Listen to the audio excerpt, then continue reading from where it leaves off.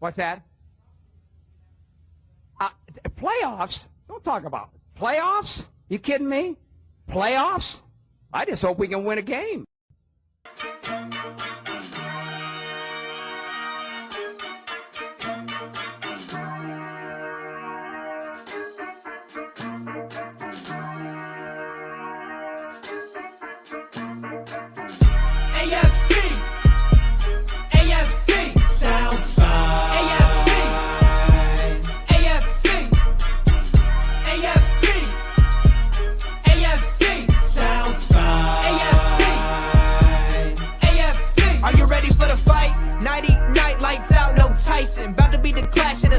Strike like a lightning bolt. You feel the ground pounding, that might be the coast. Quick like a jolt, like to hit when provoked. Don't you doubt that. That's a Jaguar to a house cat. That's an outcast to a whole squadron. If you talking Houston, then we've got a problem. You'll probably get the horns if you mess with the cattle. Sit back in your saddle and get ready for the fan battle.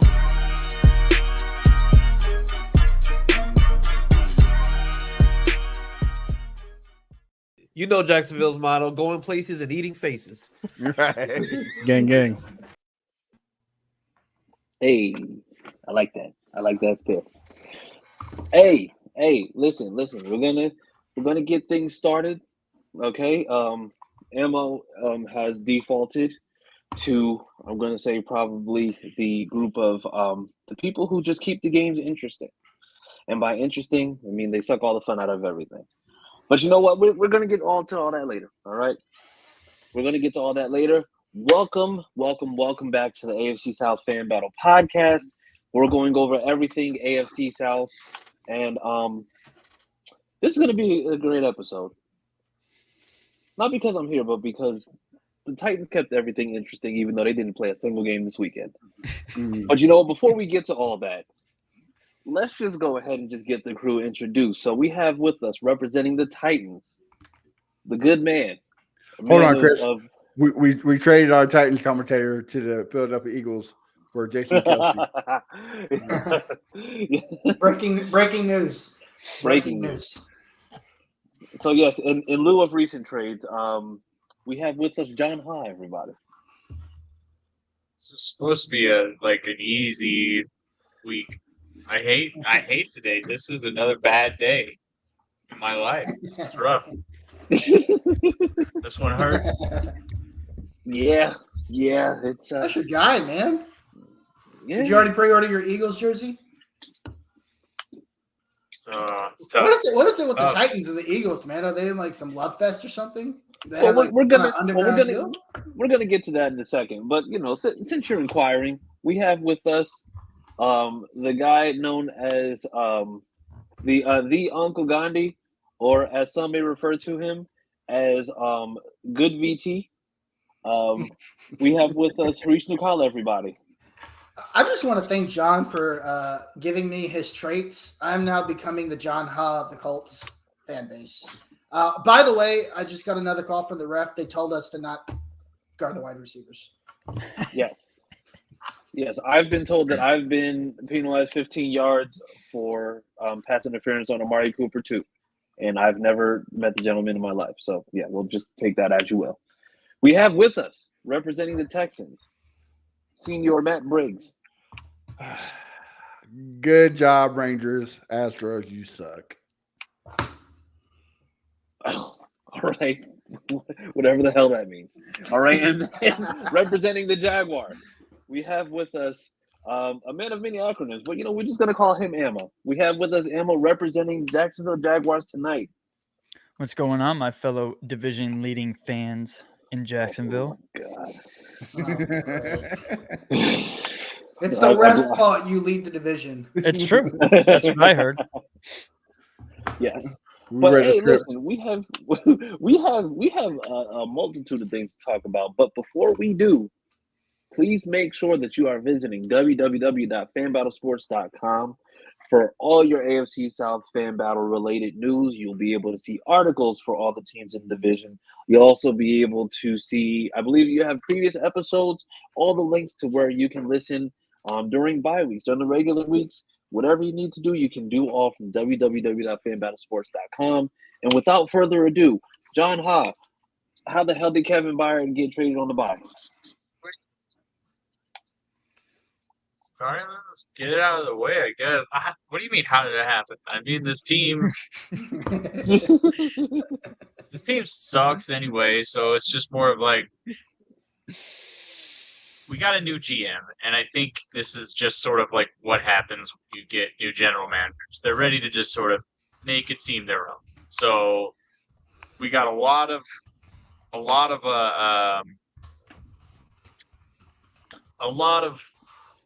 money that we're spending on players that don't even like play on our team anymore. I mean, we're still paying Bud Dupree. We're still paying. I think David Clowney, I think, is still on our payroll somehow.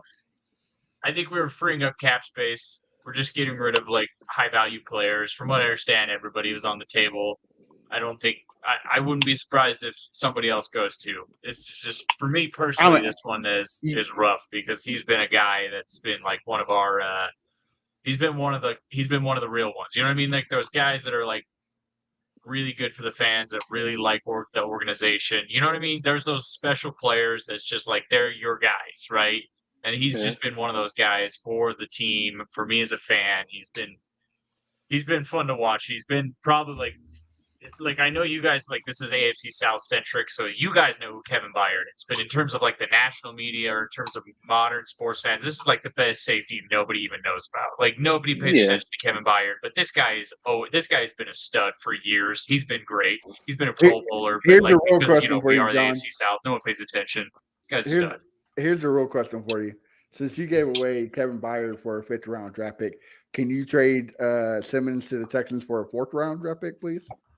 Well, I'm not the GM. It looks like the GM might be willing to just get rid of anybody, for Chris Ballard will give you next year's 7th, but that's what he puts the budget on for that player. Exactly. Yes. If I was in charge, it'd be a little bit tougher of it'd be a tougher ask. And if somebody just said Henry is next, I don't think Derrick Henry is going to be going anywhere. And I think it's just because of what we were talking about with the running back position, and he's a little expensive for a guy who was probably past his prime as a running back. Well, I mean, so I guess the big question is, I think Byard is one of those guys who's kind of like the OG guy on the team, and you have a couple of people coming up. You have Henry, you have Autry, who, as of this upcoming offseason, are basically going to be free agents.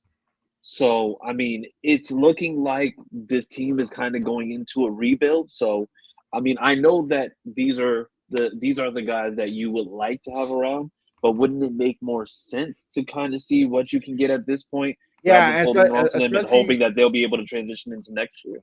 Especially with like the Chiefs or the Bills or somebody that's bound to go to the Super Bowl, right? Like a first is basically a second. A second is basically a third. Like, they don't care about draft picks. They just care about the next ring on their finger. So, I mean, I can see them making a move for Henry. Would it be the Bills? I don't know. Chiefs? Cowboys? I mean, Cowboys could work. Yeah. There's a lot of teams out there. I don't think people want to. I don't think anyone would want to pay him.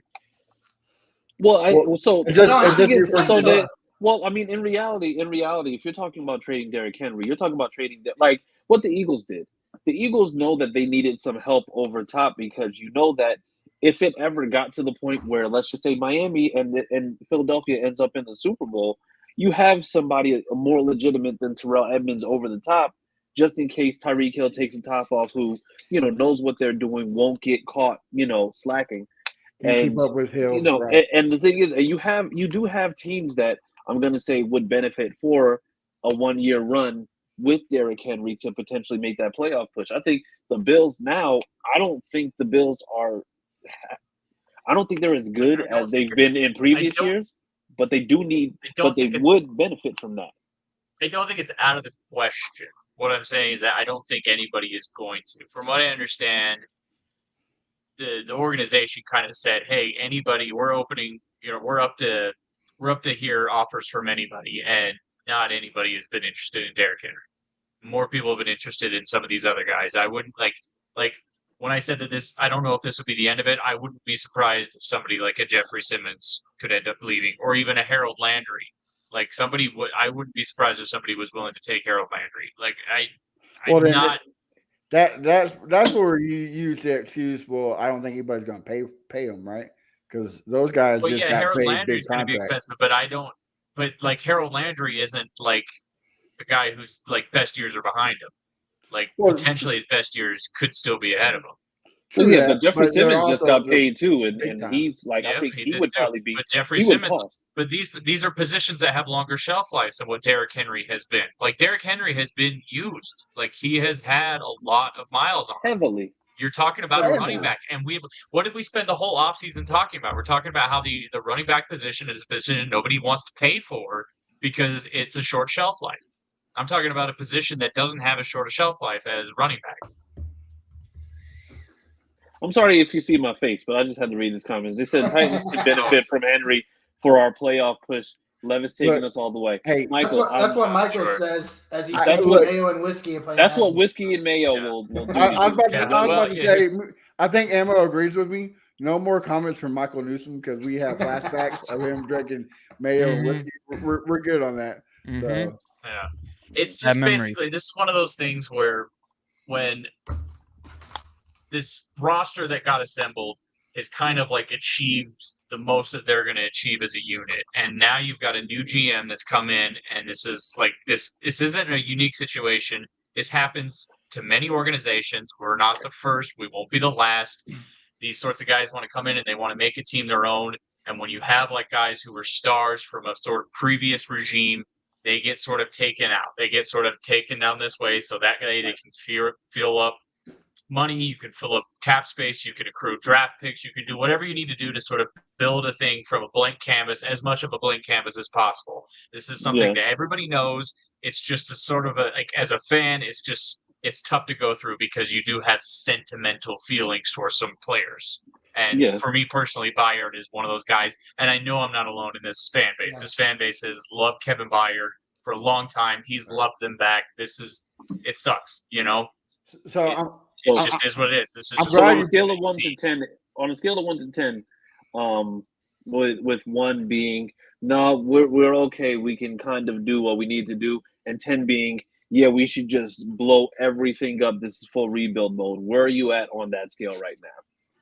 I think we already went past it. It looks like they've already decided they're going to just go ahead and go full rebuild. So this is what becomes interesting about Jeffrey Simmons. I don't know what scheme. You have to assume Vrabel is going to be gone, which means the coordinators are going to be gone. I think Jeffrey Simmons stays regardless because regardless of what defensive scheme they need, whether it's 3-4-4-3 base or whatever, you're going to need a defensive tackle. Mm. So or I think he play all the other over the thing too line. is that, like, right, He's a Swiss Army knife. and here's the thing is that I love Jeffrey Simmons, but I don't think it should be understated how much better Jeffrey Simmons was once Danico Autry came into the lineup too.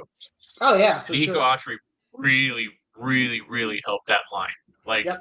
I love, like I need those two paired together, but it's just realities of the situations is people are always going to think that they could do it without it because Danico Autry is going to cost some money coming up. Jeffrey Simmons is already being paid a lot. It's going to be tough before it gets better. Yeah, Yeah, absolutely. You think Vrabel's gone though? Yeah, you said it. New GM, he wants his guy. he wants his guy. Vrabel's not his guy. I don't- Yeah, but I don't know if yeah. I don't know if it means coach though. Does the GM? I just Oh, think yeah. he wants his new roster, No. right? No, It's like I think Vrabel's it kinda been like it that. almost always starts with the coach, in my opinion. You know what? Okay, so here's my thing. I've been having these thoughts too, and this was my tinfoil hat theory that I think got squashed over the weekend. I kind of thought that Vrabel was going to be courted by Robert Kraft to take over for Belichick. That's kind of Yeah. what I thought, but it seems like Go they to just Cleveland. extended Belichick for another 2 years. He's gonna go to Cleveland with Billy O'Brien, to You think? reunite with Watson. You guys, we're getting a little off topic, and I don't want to go too far, but you guys really think Robert Kraft makes the move and says, "Hey, Bill, love you, guy, but I'm tired of losing." I think Bill's too conceited, and he doesn't want this blemish in his legacy, and he retires. Yeah, I mean, at this I point, think you have to imagine Well, that what like were you- he's in year 3 of doing absolutely nothing. Right. and it's only getting worse. I think they just squeaked out their second win, and I think he scored the most that they scored all season. And Mhm. you look at that Patriots team isn't ready to compete for anything. What were you gonna say, Emma? I think that they bring in a legitimate general manager and give him another shot for one more year there. I think the problem has been him as a general manager and as a coach. Well, I mean, let's be honest. Ever since Nick Casario went to the Texans, the team hasn't been the same. They whiffed on so many draft picks. Like Mm. even when Brady was still there, like Brady's Oh, last yeah. like 4 years there, they whiffed on so many draft picks. Hmm. And even since then. N'Keal Harry was a bust. Like I think Christian Gonzalez is probably the best pick I've had so far, and he ended up being out for the season. So, yeah. Cole But, Strange, come on now, best pickup ever. Cole Strange. yes. Oh, do something strange. But hey, listen. Moving on, because I didn't want to get entrenched too much, but I like the fact that we had so much passion, we had so much to talk about. But you know what? Moving on now. So, a Texans former fan favorite or former Texans fan favorite was actually suspended today for 4 games for an illegal hit, which is the second one on the season. And Matt, this was your guy, so I'm gonna let you go first. Kareem Jackson. I mean, he sucked when he was Is this justified, or is this like the NFL just cracking down on nonsense again? It's in the era of concussions, CTE. Like you got to protect the guys.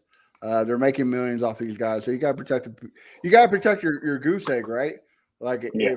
if he's taking out your gooses, you got to clip his wings. So yeah, I don't think it was that bad, but It didn't look bad at all. It looked like it was shoulder to chest. It's getting the error. I mean, look at all the horrible roughing the passer calls. Is getting to that day of age where you got to, protect your guy. So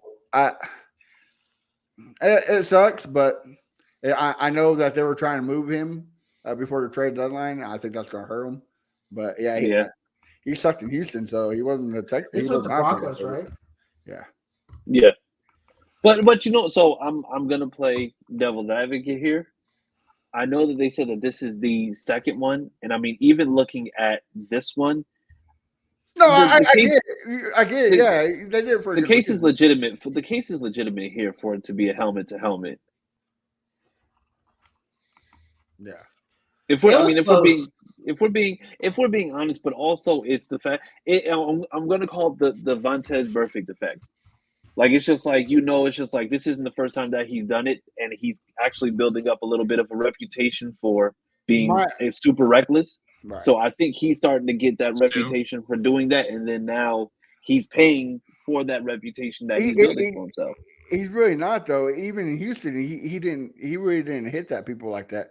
But my thing is, if you're going to do this for Kareem Jackson, do it across the whole board. Like the Bosa brothers, they're both dirty players. Like they both take dirty shots. Won't do it.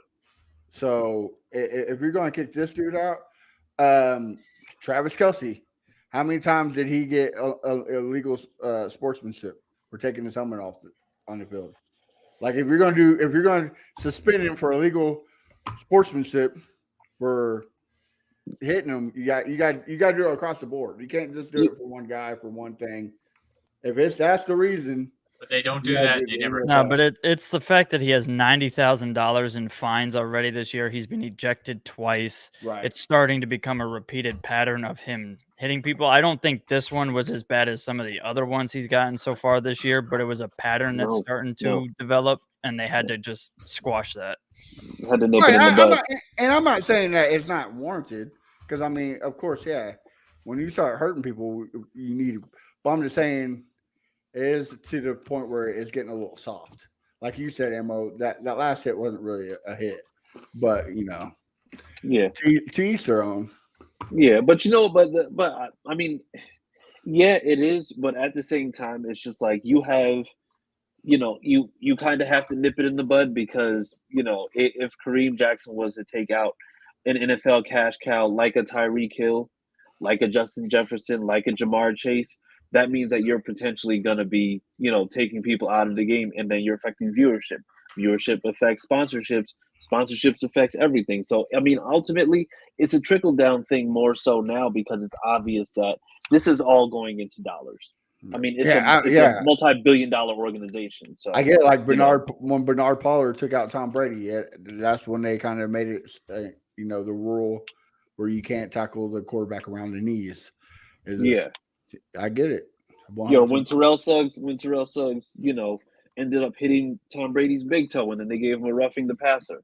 It's just like that's just what that was. Like it was, that's what it is. But I mean, but the thing is, we're in the age where the megastars are protected because those are the guys that the kids are watching, that are getting the jerseys, that are doing the dances for, and all that. Exactly. Because I mean, you can get a hit like that on somebody maybe in this division because nobody really gives a shit about this division. But you can't do that with is free to get rocked whenever he wants, whenever you so choose. Oh, listen, repeatedly. But you know what? But one thing that I do want to make sure that we kind of go into, where people aren't going to be getting rocked in LA in 2028 because they just announced that flag football has been added to the Olympics. So you know what? I'm not even going to go ahead and do anything. I need to. Yes, I need y'all to react to this because me personally, I have my own thoughts, but I want to know what y'all think about this. Dude, I am ready for Justin Jefferson to juke out a priest from Italy. Like it is going to be fantastic, bro. Like, oh, it's gonna be awesome. I'm so ready to see this. Bro, I think what becomes interesting as time goes by, you'll start to see players, and you kind of see this in the NBA already, that try to go like multicultural, or they try to do like this dual citizenship thing.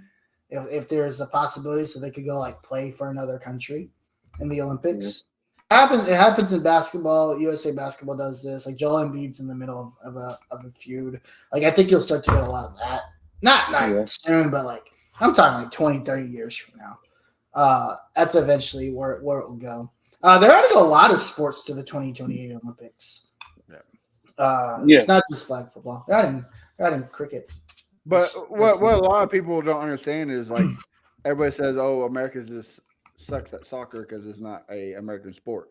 No, because all of our great athletes play every other sport. Could you imagine a Aaron Judge, a LeBron James, and a TJ Watt playing soccer? Like, dude, America's winning every match. Like, it's not even. Seriously. The money's not there for soccer in America, so the best athletes aren't going to play.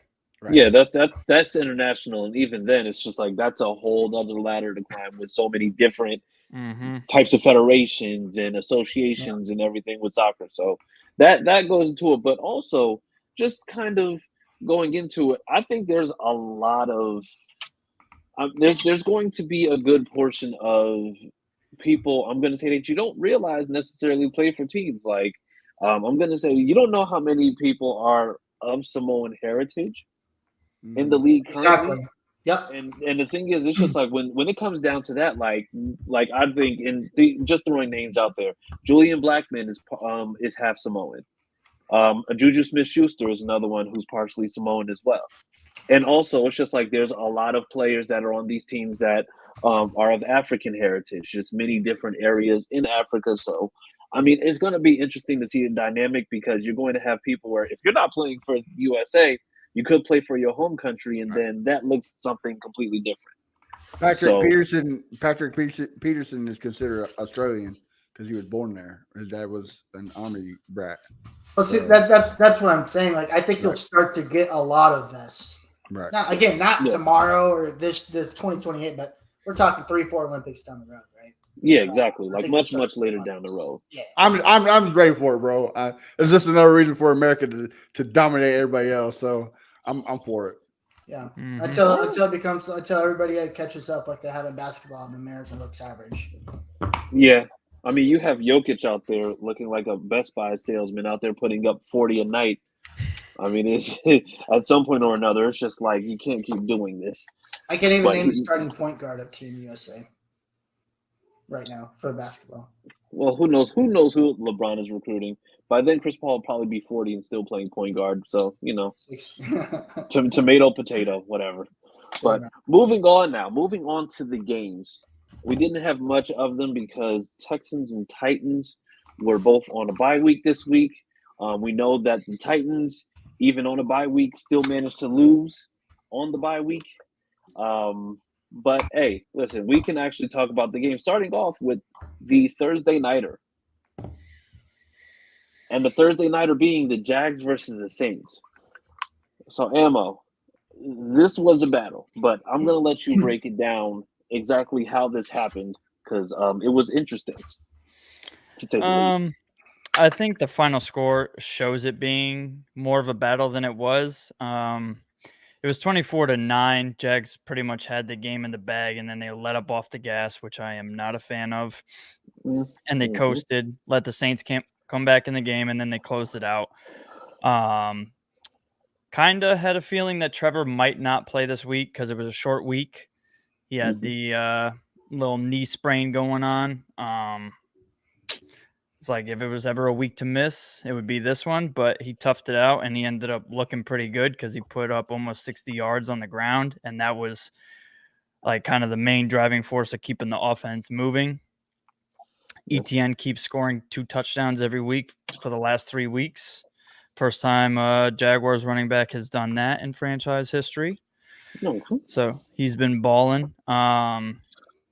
But yeah, I mean, they took care of business. Like I said, the final score really shows a much closer game than it really was. But Jags had that in the bag. And I think the Jags had the ball for like way less time than the Saints did. And they still had that in the bag. So I'm ready for us to play the Steelers and then get a nice little bye week before we got to come back and start playing real teams again.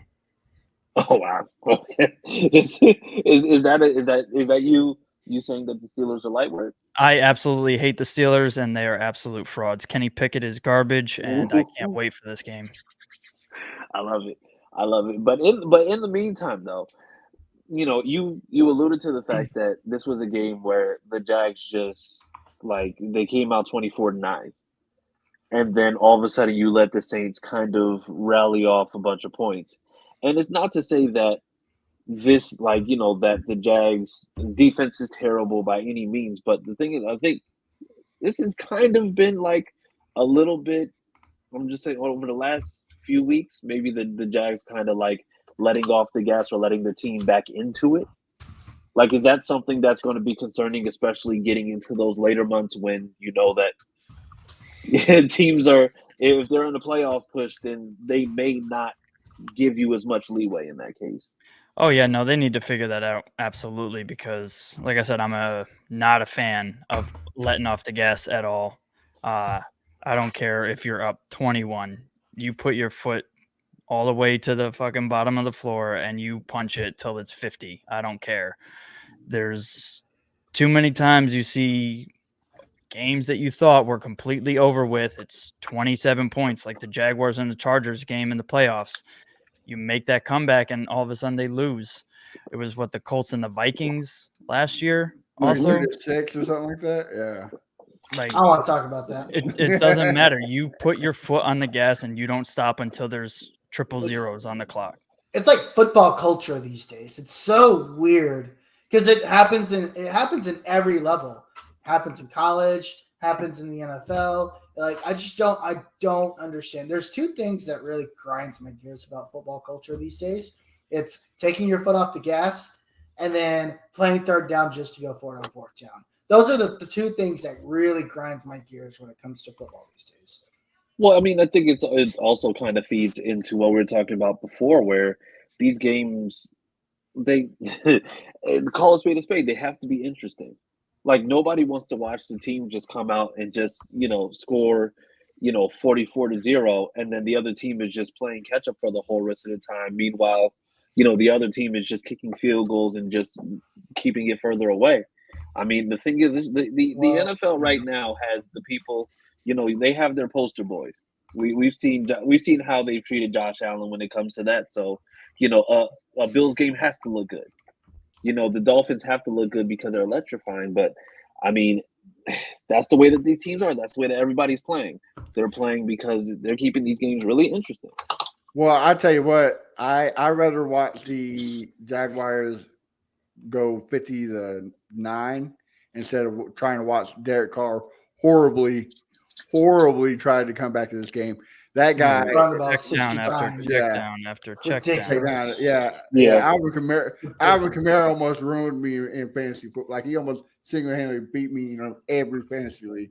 Dude had almost had more catches than rushes, dude. Like, Yeah. Well, that's what they use him for, though, because I mean, I think Alvin Kamara has only ran for 1,000 yards maybe once, but I think he's had seasons where he's never rushed for 1,000 yards, but I think he's had multiple seasons where he's been over 500 yards receiving in that offense, and it's not that he's not talented, but that's how he's used. So, it's confusing. Well, yeah, game. It's no joke to Kamara. Kamara's an awesome player. He had the deadly 1-2 punch. The guy in Vegas can tell you about it. But I'm just saying, Derek Carr is just terrible. Like he needs to hang it up. He's blaming the receivers when he's thrown into triple double coverage. Like, bro, that's not your receiver's fault. That's your fault, bro. Like, you're blaming Chris Olave, offensive rookie of the year of last year, for not running a route properly when you clearly threw it out of bounds and way over everybody's head. Like, at this point, it's like, Derek Carr, you gotta easy for Derek Carr to think he's all that when he just checks down every play. Mm-hmm. Of course.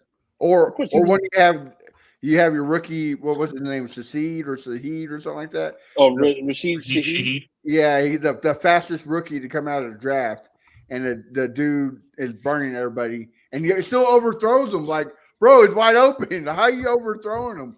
I don't get it. Because it's Derek Carr for you. But Amo, back to you on this one. Quick question, and then we're going to lead with your prediction for this week's upcoming game versus Steelers. Trayvon Walker, very, very polarizing player in terms of how people view him, in terms of how, I'm going to say in terms of him being that number 1 overall pick. Is he moving into bust territory? No. Okay.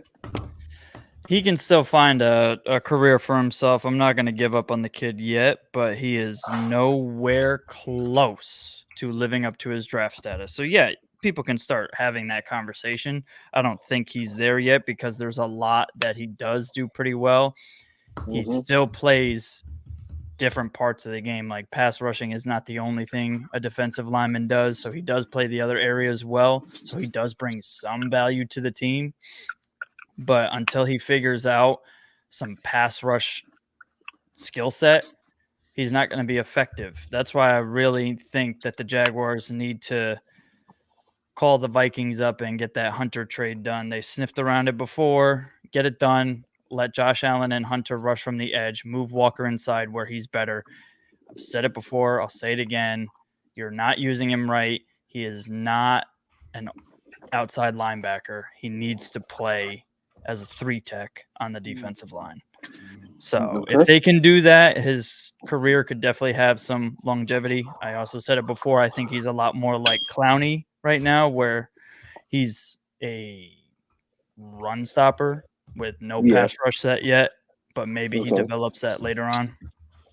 But jury's still out. Okay. All right, fair. And then coming up, you have this game versus the Steelers. You've already let it be known that they're not your most favorite people. No, I absolutely hate the Steelers. I've always hated the Steelers, and I will always hate them. So I believe this game is in Pittsburgh. Yes, it is. So that's a guaranteed win for us. We always go to Pittsburgh and make it our house. So nothing different this time around. It's really interesting that Pittsburgh is so strange, where it feels like they play so terrible for 3.5 quarters, and then for some reason they're still in it, and then they just guess what? Now we win. Up, yeah. Like, what is It's like, what is this? Like, I don't know. You need to be up 2 scores heading into the fourth quarter, otherwise they're just going to win. You know what's interesting about Pittsburgh? We talk about like coaches that maybe like their stay is long overdue. Is Mike Tomlin heading into that territory? What do you want to do with Kenny Pickett at quarterback, though? Yeah. So changing the coach doesn't change the quarterback. You need to change the quarterback. That's not Pittsburgh style. They don't. It's fire not. coaches. It's not. They No, don't do it's that. not. No. And I don't mean, if we're being completely honest, Mike Tomlin, in all his years with Pittsburgh, it's they always have ugly seasons, but they're winning seasons. True. So the problem is that because of the fact that it doesn't look good, or it doesn't look flashy, or they're basically just winning, and then they're getting those wins down the stretch. The last 3 years, though, like their entire seasons has been like sort of like a broad, the way that their games have gone this year, that's the way their seasons have gone. They just looked terrible, and then all of a sudden somehow they've gotten 4 wins at the end of the season. And now they're above 500, just so that people could say, hey, he's never had a losing season. It's yeah, but they've been pretty bad. They're 4-2, and they just beat the division leader last week. Yeah, there's something they are fun. there's something weird about think them they're this going year. to fire Tomlin. No, and I don't think so either. But that even if they had a bad year, I don't think they would fire Tomlin because they just never do that. His scheme on defense is way too good, and they got one thing. They got TJ Watt. Oh, TJ Watt. There's two coaches. There's 2 coaches that I think are really highly respected, but I still don't think get enough love, which is Mike Tomlin and John Harbaugh. I think those 2 coaches, they've been around for a while, and I think that we're just so used to them that people don't appreciate how good they really are. Okay. No, that's so yeah, but you know what? I don't think that Mike Tomlin is necessarily overdue, but I think this team just they've made a formula for themselves where they will just go and say, hey, we'll just get a running back. We'll get somebody who might be shifty. We'll draft a wide receiver that's super talented but might be a headache. And then they'll just continue to just go according to these, because once again, the Steelers, they'll draft whoever on offense and you kind of know the mold for what they're doing, but then the focus is always going to be on defense. And I mean, low key, it's just like the Steelers defense has actually played pretty well, but at the same time, it's just like this is a team where nobody's talking about, and we're 4-2 on the season. So I mean, it's because of the way they've played. They've played really sloppy offensively, and then out of nowhere, Kenny Pickett all of a sudden is wow, that was brilliant. I was why couldn't you do this the rest of the game? I don't understand. Except against the Texans, they got smoked. Right. Just had to throw it in there. He had to throw it in there. You know he had to. But that's fine. But no, it's. But you know what? This is a Steelers team that I don't think we're ever going to hear them talk about Mike Tomlin overstaying his welcome, when the man, since he's been a Steelers head coach, he's been a Steelers head coach for 15 years, and he's getting the Steelers head coach there. Yeah, 2008, 2007. You can name 3 Steelers head coaches. It's because they don't fire them. Yeah, not only that, but the thing is, also he's been a Steelers head coach for 15 years, and he also has 10 playoff appearances. The man is average. The man's been in the playoffs for 66% of his career. 2 Super Bowl appearances. Yeah, and to me personally, it's just I personally think it's just you can't go and say something for somebody like that. It's kind of like how people always said and I'm not going to say that because he's in no way, shape, or form like that, but the way that Jeff Fisher was, how Jeff Fisher was with the Titans for just way too long. But Jeff Fisher was with the Titans for way too long and didn't do anything after 1999. He was with the Jaguars way too long. Marvin Lewis was with the Bengals way too long. Well, Marvin Lewis had blackmailing somebody. Yeah, big Lewis time. was blackmailing somebody. That's the only way you can explain that, because that man, listen, whatever he was saying in those offices at the end of those losing seasons, it was working, because there's no way you keep a job for that long being that bad. That was one that's definitely long overdue. Yeah. All right. So what you got for the score? What you got for the score this week against Steelers, Emma? 31-14. Ooh, like it. I like it. Win for Pittsburgh. All right. So moving on. I just assume you were predicting the Pittsburgh to win. After I said that I hate them so Oh, much, I don't know about that one. You're gonna hate them. You still think they're gonna win. Oh, after I said that Kenny Pickett was trash, the Steelers are trash, and they're gonna get smoked. Go ahead. No, So now TJ Watt's moving gonna just moving on to kill another thing. Lawrence now because of that. Well, no, he's he's gonna die. He's gonna die, but he's gonna be resurrected, and Jags might actually end up winning that one. But moving on to an AFC North battle versus an AFC South team, we have the Browns played the Colts. Now there was a lot of talk. Browns had the number one defense coming into the league or coming into the game yesterday. And I mean, Myles Garrett is playing out of his mind. Harish, let us know what happened in this game, because it all came down to some really controversial things at the end of this game. I guess we could start there, right? Before we talk about how Chris Ballard failed this team again, we'll start with the last two plays. So, what is it, like the second to last play of the game? You get the unnecessary contact, illegal contact play on a play where Darrell Baker was like struggling for his life. So he grabs Amari Cooper, wraps him around 5 yards after contact. It doesn't matter. And this is before the ball is fumbled. So for people saying, hey, well, the ball is fumbled, it's a live play. It wasn't a live play because the ball wasn't fumbled when the illegal contact happened. So absolutely illegal contact.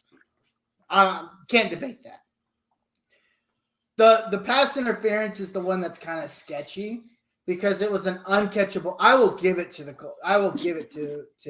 It was an uncatchable ball. The ball was actually like 8 yards over both receivers' heads. But if you go back and look at it, I guess the way, and this is where pass interference becomes iffy. If Darrell Baker isn't again holding on for dear life, this time he picked another body part.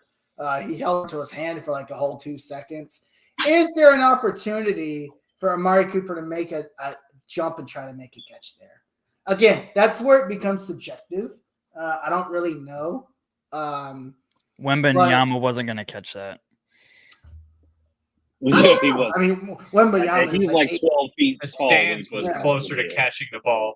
I'm pretty sure his arm span is like fucking like 18 feet. So, but anyway, beyond that, let's talk about why Darrell Baker's in the football game to begin with. Can we start there? So Darrell Baker, for those of you that don't know, was was drafted in 2022. I actually pulled up his Wikipedia profile. Let's look at it. He was drafted by Arizona Cardinals, which, seeing how that franchise is going, shows you the type of player he is. So he gets drafted by the Arizona Cardinals. He gets released by the Cardinals, and then Chris Ballard digs deep into his recycling bin. It's like, hey, Darrell, you bored? You got anything to do? Want to come play for the Colts? And he's like, yeah, man, sure, why not? So Darrell Baker is sitting here. He played terribly. If you guys remember, we talked about it earlier. The Vikings 36-0 comeback. Darrell Baker played a lot in that game, so that might tell you a lot. So there's that, and then we made the smart decision to say basically, hey, you know what? He was signed to the active roster on the 28th. He somehow made it through training camp because, Chris Ballard he only drafts great players. Free agency doesn't exist in Chris Ballard's eyes, right? That's called being a GM. He wants to be a scout with the GM title. He wants to be a scout with the GM title. That is what Chris Ballard has become. He is a scout with the GM title. And so he doesn't do free agency. He doesn't trade players. He can't build a team. He can just draft a bunch of guys, right? Shane Steichen tuning in. Yeah, I'm sorry, Harish, but for those tuning in, this is the Harish Therapy Hour. Yes. So we will be waiting for that. Harish can go ahead and just vent about all the things that are wrong. Harish got a disease called the John Hall effect. This is what happens when your team becomes bad. Well, we've been bad for a little bit. Yeah, I jumped off the. No. Here's the thing. I jumped off the Frank Reich train a long time ago, and I got a lot of slack for it. I've been off the Chris Ballard train for a little bit now, and I was actually really heavily on it for a long time. And it was a long ride. Probably the worst train ride ever. But anyway, so now we're in this situation where we go to Sunday, and there's PJ Walker. For those of you guys that don't know, he was like an XFL quarterback like 3 days ago. So PJ Walker comes to the game. He plays the game. He's got like 40% completion percentage. But on the last drive, Terrell Blake decides not to cover the receiver because he got a call from the ref before the play started. Said, "Hey, don't block that guy, right? We got you. We'll take care of it for you." So he says, "Okay." So he leaves a receiver on 3rd and 9, I believe, wide open, and on the sideline, and they get a first down. And then everything transpires after that. Mm-hmm. Yeah. So this whole game is Chris Ballard's fault. The reason why we lost this game is because of Chris Ballard. Well, it's funny because a lot of Colts fans say, because me and Emma believe you shouldn't put the game in the refs' hands. When it comes down to it, you shouldn't put it. And like, how can you do that? Well, PJ Walker, the same guy Ruiz talked about, only completed 2 passes in the whole first half, and you're still down by 7 points in the first half. Bro, Like, that's the reason why. We were up like 3 and 4 possessions and did nothing with it. Jonathan Taylor, I don't understand why Jonathan Taylor didn't get more carries. Like, he was killing them. Mm-hmm. And again, that's a little bit on Shane. And I honestly feel like Gardner Minshew's turnovers issues still killing us. It killed us last week against Jacksonville. Killed us today. At the end of the day, Gardner Minshew somehow became a turnover machine. Josh Downs. Josh Downs was unreal. I was very high on Josh Downs. Again, it goes back to saying Chris Ballard, he does a lot of really great things in the scouting department, but he's got to be able to build a team around these guys. And he's wasted the prime of the core that he built. He's actively wasting this guy's prime. He's actively wasted Quentin Nelson's prime. He actively wasted Ryan Kelly's prime.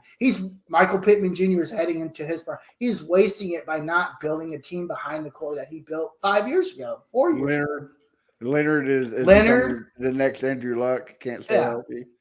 Bro. And then the one thing that I didn't understand is Myles Garrett already had a strip sack fumble. So what do? And this is on Shane Steichen. You're in the end zone and you call a pass play. Like, what is this? Yeah. So, but Haris, it's the ref's fault. Do not get that twisted. It's the ref's fault that y'all right. Yeah. It's definitely Well, you have to. So let's all be honest though, because at some point or another, I think every single team in this division has said that the refs were absolutely terrible. But also on the same token, you can also just to Harish's point, and I'm gonna pull the Sam. I'm the unbiased host. When it comes to Chris Ballard and the way that he's treated this team, he's taken this season where you saw that he had a little bit more of an aggressive approach to what he was doing when it came to the draft. But the problem is that he has this Boy Scout community service, mentality where unless you are a candidate for Nobel Peace Prize where you live, he doesn't really mess with you. And I mean, I'm not saying that you need to go out there and get somebody who has been in and out of prison over the last few seasons. But what I am going to say is that you don't have to be a perfect citizen in order to be a good player and be somebody who will be on the field consistently. I think the only bad thing that you can do is eat meat that a memo was sent out about 6 years ago and say that you had no idea. But hey, noble class citizens around here. Well, yeah, I mean, you also see exactly how that went with the draft because I think everybody outside of the people who had to pick a quarterback who kind of whiffed on Jalen Carter. Now, mind you, there were some significant concerns there, but I mean, the guy's been playing out of his mind and nothing's happened since. Yeah, I think those concerns were overblown. Oh, for sure. They were, of course they were. It's the same concerns that Laramie Tunsil, the whole Laramie Tunsil thing. Like, these things are so stupid. And these GMs, they're like, oh, yeah, Jalen Carter was involved in a car accident. after the national championship. That guy hates winning. That well, tell you the Right. truth, that's why Andy Reid does so good at winning because he drafts people like Marcus Peters, Tyreek Hill, Kareem Hunt. Like he doesn't care. I hate to say it, but sometimes you have to get those people. They make your team better. Because So, here's the thing: because if Tyreek Hill, you get a Kareem Hunt and a Tyreek Hill, and one of them fails, guess what? You got another opportunity right behind him with the same exact skill set. Yeah. Oh, wait, that's called being a GM. Sorry. Yeah. And it's not different. I'm sorry. It's not different coach, different drafting. It's the same damn GM. If your GM skills rely on your coach, you're not the GM. You basically let your coach run the show. And that's why Frank Reich, Potato Head, Mr. Potato Head himself, is 0-6 in Carolina because that dude can't coach a brick wall. Oh, cool. He probably lost the bye week too, but he's still trying to climb the mountain. So then, Harish, even though I think I probably already know the answer to this, do you believe that Chris Ballard is going to go and make a move at cornerback, seeing what he saw on the field yesterday? No. All right, fair. All right. Cornerback is really hard to play in the NFL, guys. That's what he says. We like the young guys that we have. Cornerback is really hard to play. We heard it what's really funny? We heard the same thing about Rocky Sin. Rocky Sin finally balls out, and what does Chris Ballard do? Trades him off. Stupid. Dumb. We haven't been the same since. Brent's is not a bad cornerback for you guys. I don't know. No, Brent was good, but he got hurt. That's the reason. Amari Cooper had in the game. Cooper had 3 targets and he had 0 receptions, 0 yards the whole entire game. Darrell Baker comes in, and this man all of a sudden becomes Calvin Johnson in the flesh. And it was. Yeah. It's why it's Chris Ballard's fault. He has no depth behind his best guys. Juju goes down, and you're down to Arizona Cardinal 18th round draft pick. You picked off a practice squad. Yeah, and he's only there because he saved the kitten last week. So it's just frustrating, man. Yeah. So then now you have the Saints coming up, right? You don't know the status of Juju Brents. You know that the Saints could potentially. I'm going to say the Saints defense is pretty decent. I think they're kind of underrated in a way because nobody really talks about them that much. But what is your outlook for this game coming up? It's so tough because it's Derek Carr will probably throw the ball 60 times. So if Darrell Baker is playing, he's probably going to get at least 150 yards himself. So I'm really hoping Juju plays. At the end of the day, you just got to run the ball, man. You've got 2 running backs. You've got to run the ball. You've got to control the clock. You cannot allow Derek Carr to throw this ball 60 times against this defense. You cannot, because he will throw for 400 yards and 3 touchdowns. Yeah. With that being said, I think the Colts are going to lose this one because I just don't think the defense is set up enough. If they can't get a pass rush, it's going to be a long day for this defense, and they're going to be exhausted. And Gardner Minshew is going to continue to turn the ball over. I think they lose probably 35-25 or something like that. Oh, well, okay. All right. Well, thank you for that. I hope that you feel slightly better now. Oh, I feel great. Yeah. I feel great. Go Rangers. Fantastic. Go watch the baseball game. It's looking all right. whatever the hell that means. Whatever the hell that means. But with that being said, guys, we are actually no. We have to go ahead because I know that. Well, I want to say this is the first time in a long time that the Texans won their bye week. All right, they jumped into the second place. All right, and I want to give a shout out to Ammo. He's the only one who believed me when I said it at the beginning of the season that the Texans would be fighting for second place, and the Texans are fighting for the second place. So. I believed you. Oh, did you want to? Oh, give a shout out to Harish too. There you go. I'm the one that told you guys to draft CJ Stroud because Chris Ballard doesn't like to build football teams. I knew he was going to be stuff from day one. So, But then with the Texans this week, who are the Texans playing this week, and what is your outlook? Because I didn't get a chance to see. we played the Panthers, and we're going to show Carolina Oh, great. what a real quarterback looks like. So, yep, we're going to go 4-3. It's going to be, I think it's going to be a beatdown, 31-7. Ask Frank how the Mountains are doing while you're there. We will. Yeah. And John Ha, who are the Titans having, and what is your outlook for the game this week? Titans play the Falcons. Oh no! Wait, that's a moral dilemma. Arthur Smith Matt revenge Ryan's game. not there anymore, so it's like, So, it's No, the Matt Falcons Ryan is by not as- 90 and But Titans by here's the thing: is that here's the thing is like when it comes to the Falcons, and I've said it, you've heard me say it. I love what this squad that they have assembled in Atlanta, except for Desmond Ritter. Yep. I think Desmond Ritter is the problem, but otherwise, I think Atlanta would be incredible. And I think we didn't trade away our defensive line yet. I mean, if Jeffrey Simmons or whoever gets traded away before this game, I don't know. I think they could actually beat Atlanta because Desmond Ritter's pretty good at shooting himself in the foot. So who knows? I mean, I think our defensive front could stop Bijan Robinson, but of course I say that, then he'll go off for like 250 yards or some crap like that. But I think we can stop the run game. One of the worst run defenses in the league right now. Us? Titans? Yeah. No. No. The only team that's run on the Titans are the Colts. Is Zach Moss. He's the only one that ran on the Titans. We have the worst pass defense in the league. Guess Okay. what? Desmond Ritter's not that great. So go ahead. We'll stop the run. Let Desmond Ritter throw the ball, and he's great at shooting himself in the foot, like I said. So it is possible we can win. However, I don't know what Tannehill's status is. And all these people that want Will Levis or Malik Willis are like, get out of here. They're not better than Tannehill. If they were better, they would have been the starters. So what you're telling me is Bijan Robinson is going to have like 200 receiving yards and like 2 touchdowns.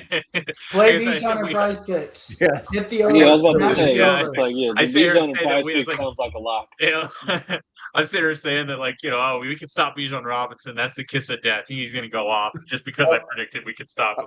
Unless Arthur Smith pulls another fast move on all fantasy owners and pulls them right at the game. Fucking dick. Right?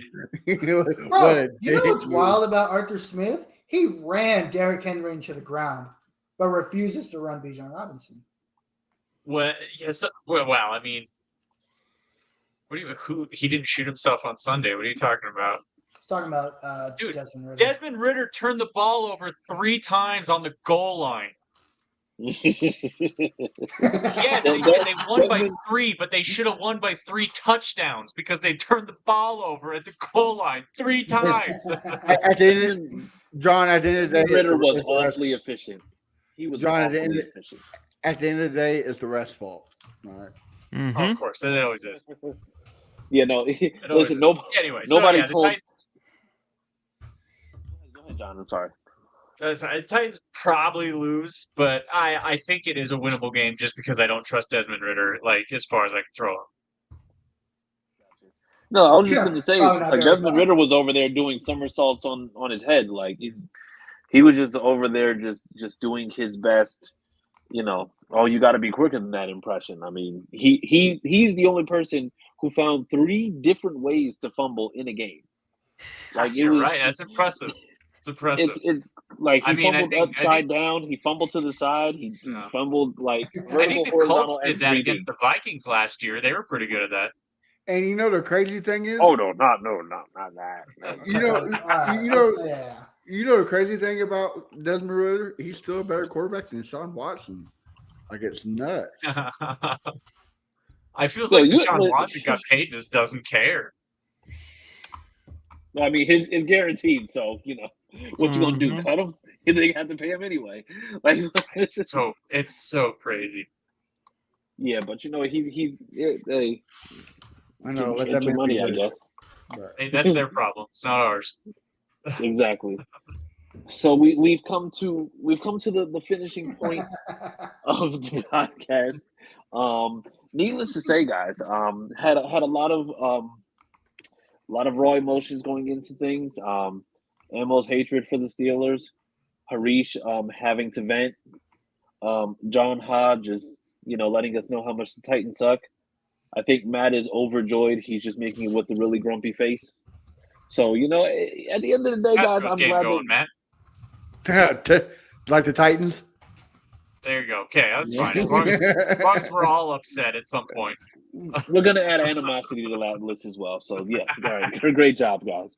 So then in the meantime, guys, tell the people where to find you on social media, starting with you, Ammo. You can find me here Monday nights at 9:30 talking about the Jaguars' victory against the Steelers next week, and then our victory on the bye week the following week. You can catch me on Twitter at AmmoJags as well. All right. John Ha, tell the people where they can find you. Well, I mean, maybe at a Any and all complaints can be addressed to CJ Colts fan. No, it's Jeremy Football with the eye. Yeah, I was about to say, wait, hold on, sir. Don't do that. Don't do that. I'm going to have a bunch of angry mayo eaters just DMing me talking about, that John Ha guy. Just be like, they're not listening. They're gone at this point. Yeah, exactly. All right. So, they can definitely find you at a state fair or possibly in the CAA facility. Or just check his name. The people... You just check his name on the screen. That's where you can check at Sammy Football. Harish, where can the people find you? You can find me at the Rangers are going to the World Series. No, just kidding. Too soon.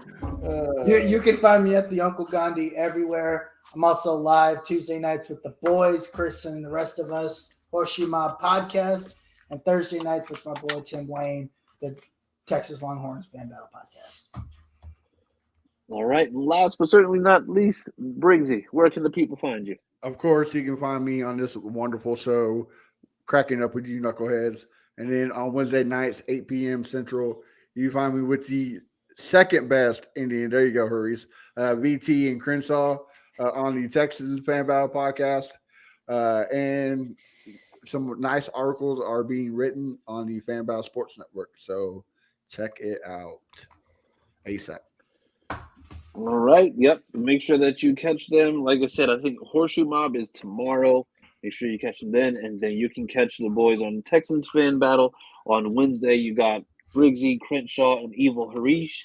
And then you'll be able to also catch Harish on the Longhorn Fan Battle on Thursday. But other than that, guys, listen, it's been great. Also, good luck. Real quick, you can find the Jags Fan Battle on Tuesdays at 8:30 Eastern, and then Titans at 8 p.m. Eastern on Thursdays. So awesome. So with that being said, have a great rest of your week. Good luck to all the teams except the Titans, Texans, and the Jaguars. And as always, we all know. Matter of fact, guys, let's just all say that at the same time because I feel a lot better doing this united, right? So on the count of three, we're all just going to give it an enthusiastic Sam love Jalen Ramsey, okay? 1, 2, 3. Sam love Jalen Ramsey. Get back in your saddle and get ready for the fan battle.